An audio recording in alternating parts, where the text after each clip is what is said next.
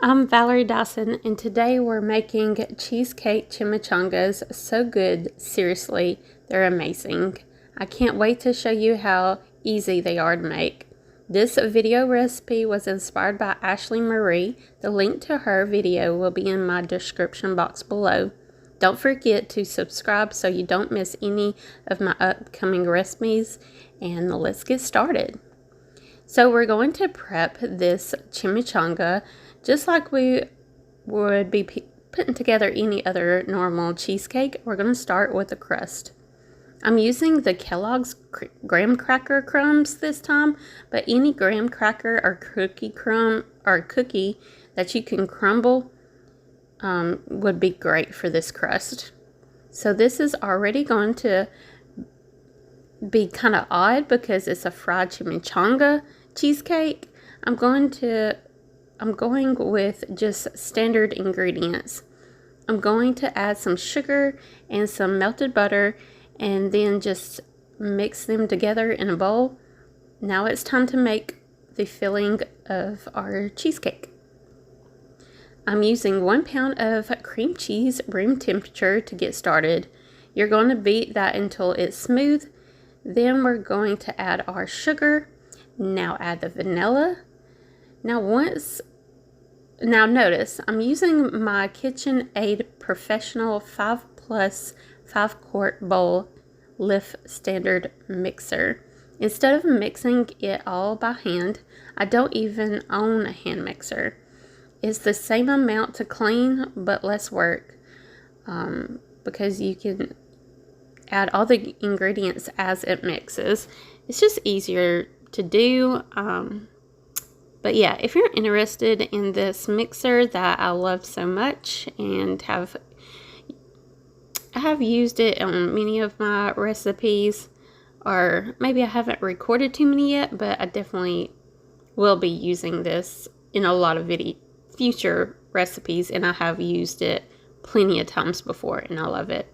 The link to this mixer is in my description box below if you're interested. It's really about the room temperature ingredients. My cream cheese was already completely room temperature, and it just beat right up super easily with this. Now I don't know that you could hand mix this, but hey, go for it. If you've got the muscles, which I don't, you could probably totally make this cheesecake by hand mixing. It's about getting the chunks and the sugar and the vanilla completely incorporated and smooth before moving on. Once you add the eggs, you don't want to overbeat this. This is like a barely incorporated thing, and that's my biggest tip for not cracking your cheesecake. Now, since you don't really have to worry about cracking because we're going to be frying them, not quite big of a deal this time around, but because I want the cheesecake texture to be just right, I'm still not going to overbeat this. And that's it. Just 30 seconds.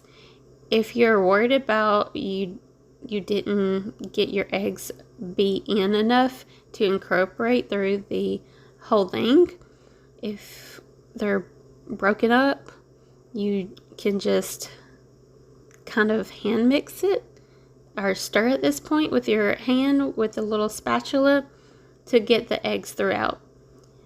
Now we're going to put our chimichangas together. So I used 2 small of tortillas in this video. I should have bought the 6-inch tortillas. I'm going to take some of my crust, and I have this in a piping bag just to make it easier. If you try to use a spoon and spread, it'll actually pick up the crumbs as it goes, and I don't want that. And this way I get the right thickness that I'm looking for. Sides, bottom, and bottom. And then using a toothpick to hold it all together and keep it closed. I will say that My toothpick, I couldn't really get it out before serving, so I kind of just warned everybody as I gave it to them. The toothpick's still in there because I couldn't get it out after frying. So that's a warning. You might want a longer toothpick than the standard toothpick. Or maybe you know of a way I could have gotten this toothpick out. But really, now that I think about it, when you get a Cheesecake Chimichanga at like the Mexican restaurant or wherever you get it, they normally have it already cut in half. So maybe they cut it in half and then get the toothpick out, which I did not do, but I could have done. We'll put that out after we fry it. You want to put these in hot oil at 350 degrees. Now, if you have a fryer, of course, it's a great way to go. I need a fryer.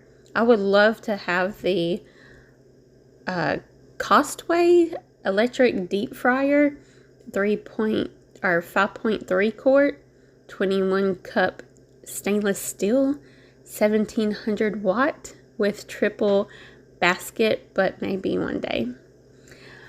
I made this on the stove in a pan with hot oil, and it was kind of hard to keep the oil not too hot, but just hot enough. So like I said, I want a deep fryer, basically. Just make sure that you're using a thermometer, unlike I did, so you know that your oil is the right temperature. Mine got too hot, and I burned too. After 2.5 minutes, you want to flip them over, about 5 minutes in total.